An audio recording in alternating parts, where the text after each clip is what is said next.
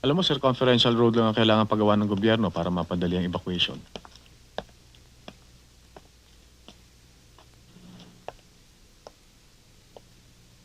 Kumusta? Mabuti. Pero huwag ka tumingin, nandiyan ang asawa mo, nakatingin sa atin. Ano sa palagay mo, Bob? Parang may slight tremor. Oh, dumating ka na pala. Hi. Gusto mo kami tulungan? Hindi ako marunong eh. Madali lang yan.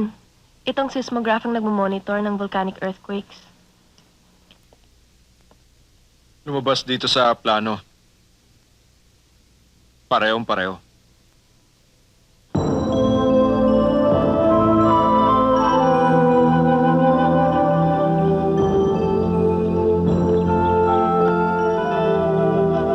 Hindi kayo pwede magtagal dito, baka pumutok ang bulkan.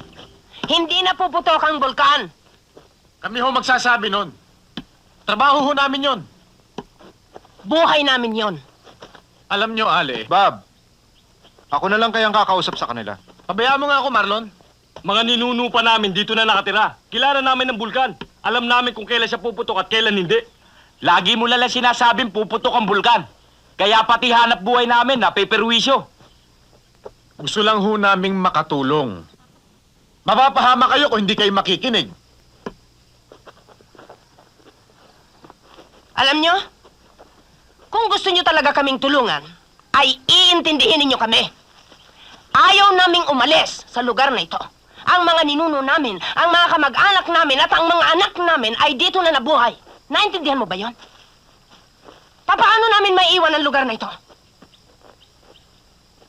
Alam mo, kung talagang gusto nyo kaming tulungan, tulungan mo kami na makatira ng ligtas sa lugar na ito. Yan ang tulong na magagawa mo para sa amin. Eh, ano gusto niyong gawin ko? Utusan ng bulkan na huwag pumutok. Basta, hindi kami alis. Huwag mo kaming mumurahin. Sorry. Hindi ko sinasadya. Hindi mo kasi alam kung anong nararamdaman namin eh. Wala kang iniintindi kundi ang iyong trabaho. At siguro, naghahantay ka lang para itaas sa iyong pwesto para pagkatapos madagdagan ang sweldo mo. Pero anong kwenta sa amin ang trabaho mo kung hindi mo kami matutulungan?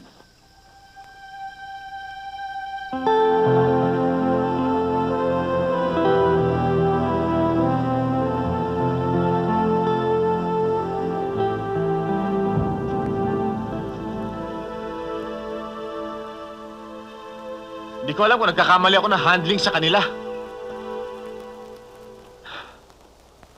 Titigas ng ulo. Gusto ko silang kutusan. Bob, naiintindihan ko sila eh. Doon sila pinanganak.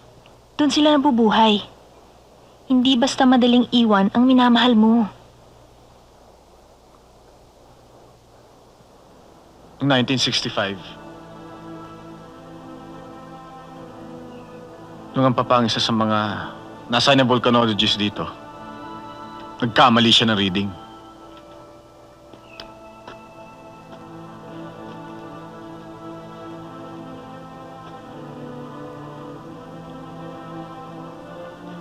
Sinabi niya hindi puputok ang bulkan, kaya hindi umalis sa mga tao rito.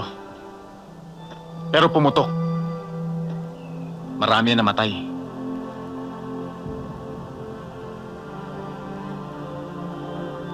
Karamihan mga bata. Dinala ng papa yun sa konsyensya niya hanggang sa mamatay siya. Through the years, pinagmasdan ko kung paano niya sirain ang buhay niya. Naglasing siya.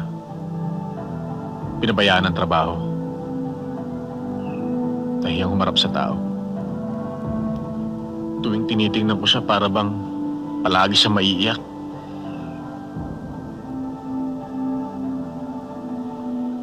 Pinagawa niya yung bahay namin sa Talisay bilang patunay na mahal niya ang lugar na ito.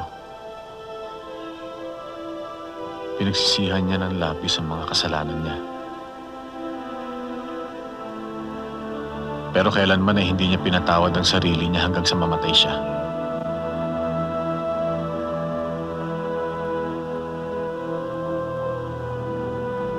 Hindi mangyayari sa akin yun, Denise.